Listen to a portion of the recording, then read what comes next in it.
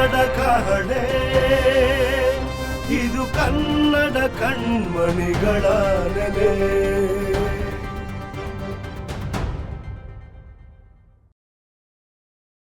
ಗೌರವಾನ್ವಿತ ಮತ್ತು ನಿಷ್ಪಕ್ಷಪಾತ ತೀರ್ಪುಗಾರರೇ, ನನ್ನ ನೆಚ್ಚಿನ ಸಹಸ್ಪರ್ಧಿಗಳೇ ಹಾಗೂ ನನ್ನೊಲುಮೆಯ ಕನ್ನಡ ಮನಸ್ಸುಗಳೇ, ಎಲ್ಲರಿಗೂ ನಮಸ್ಕಾರ.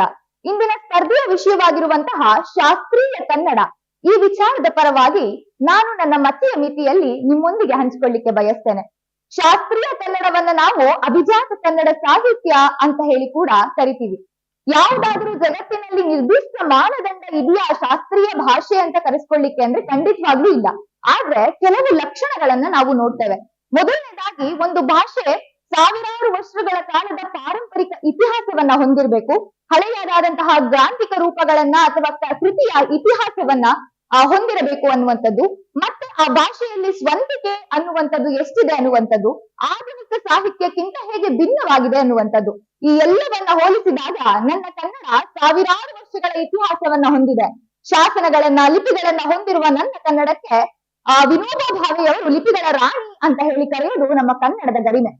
ಶಾಸನಗಳಿಂದ ನಾವು ಈ ಸಾಹಿತ್ಯವನ್ನ ಅಥವಾ ಶಾಸ್ತ್ರೀಯ ಕನ್ನಡವನ್ನ ಓದ್ಲಿಕ್ಕೆ ಶುರು ಮಾಡ್ತೀವಿ ಅಂತ ನೋಡಿದಾಗ ಶಾಸನಗಳಲ್ಲಿ ಹಲ್ಮಿಡಿ ಶಾಸನ, ಅದಕ್ಕಿಂತ ಮುಂಚಿತ ನಮ್ಮ ಶಿವಮೊಗ್ಗದ ತಾಳಗುಂದ ಶಾಸನ, ಶ್ರವಣಬೆಳಗೊಳದ ಶಾಸನ, ಬಾದಾಮಿಯ ಕಪ್ಪೇರ ಭಟ್ಟನ ಶಾಸನ, ಈ ರೀತಿ ಸಾಕಷ್ಟು ಶಾಸನಗಳನ್ನು ನೋಡ್ತೇವೆ. ಶಾಸ್ತ್ರೀಯ ಕನ್ನಡವಂತದ್ದು ಶಾಸನಗಳಿಂದ ಆರಂಭವಾಗಿ ನಂತರದಲ್ಲಿ ಹಲವು ಗ್ರಾಂಥಿಕ ರೂಪಗಳನ್ನ ಪಡ್ಕೊಳ್ಳುತ್ತೆ. ಹಳೆಗನ್ನಡ, ನಡುಗನ್ನಡ, ಮಧ್ಯಗನ್ನಡ, ಈಗ ಹೊಸಗನ್ನಡ, ಹೀಗೆ ಬರ್ತಾ ಹೋದಾಗೆ ಸಾಕಷ್ಟು ಕನ್ನಡದ ಸಹಸ್ರಾರು ಕೃತಿಗಳು, ಗ್ರಂಥಗಳು ಒಂದು ಒಟ್ಟಾರೆಯಾಗಿ ನಾವಿದನ್ನ ಶಾಸ್ತ್ರೀಯ ಕನ್ನಡ ಅಂತ ಹೇಳ್ಬೋದು. ಜಗತ್ತಿನ ಸಾಕಷ್ಟು ಭಾಷೆಗಳು ನಾಮಾವಶೇಷವಾಗುವಂತ ಕಾಲದಲ್ಲಿ ಕೇಂದ್ರ ಸರ್ಕಾರ ನನ್ನ ಕನ್ನಡಕ್ಕೆ ಭಾರತದಲ್ಲಿ ಸಾವಿರಾರು ಭಾಷೆಗಳ ವೈವಿಧ್ಯತೆ ಇದ್ರು ಕೇವಲ 6 ಭಾಷೆಗಳಿಗೆ ಶಾಸ್ತ್ರೀಯ ಸ್ಥಾನಮಾನವನ್ನ ಕೊಡುತ್ತೆ. ಅದರಲ್ಲಿ ನನ್ನ ಕನ್ನಡ ಒಂದು ಅನ್ನೋದನ್ನ ನಾನು ಹೆಮ್ಮೆಯಿಂದ ಹೇಳ್ತೇನೆ. ಈಗ ಗ್ರಾಂಥಿಕ ರೂಪದ ಕೃತಿಗಳನ್ನ ನೋಡುವುದಾದ್ರೆ ನಾವು ವಡ್ಡಾರಾಧನೆಯನ್ನ, ಶಿವಕೋಟ್ಯಾಚಾರನ ವಡ್ಡಾರಾಧನೆಯಿಂದ ಹಿಡಿದು ಇತ್ತೀಚೆಗೆ ಬಂದಂತಹ ಡಾಕ್ಟರ್ ಎಂ.ವಿ. ವೀರಪ್ಪ ಅವರ ಮೊಯ್ಲಿ ಅವರ ಒಂದು ಬಾಹುಬಲಿ ದಿಗ್ವಿಜಯ ಅನ್ನುವಂತ ಕೃತಿಯನ್ನ ಒಗ್ಗೂಡಿದಾಗ ಇದೊಂದು ತರ್ಕ ವಿಚಾರ. ಹಾಗಾಗಿ ಶಾಸ್ತ್ರೀಯ ಕನ್ನಡವನ್ನುವಂಥದ್ದು ಸಾಕಷ್ಟಿದೆ. ಅಂತಿಮವಾಗಿ ಯಾವ ಕಾಲದ ಶಾಸ್ತ್ರವೇನು ಹೇಳಿದರೇನು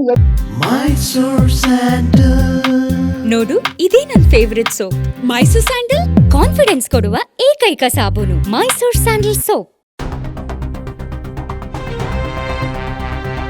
ಕನ್ನಡ ಕಹಳೆ ಇದು ಕನ್ನಡ ಕಣ್ಮಣಿಗಳ ನೆಲೆ.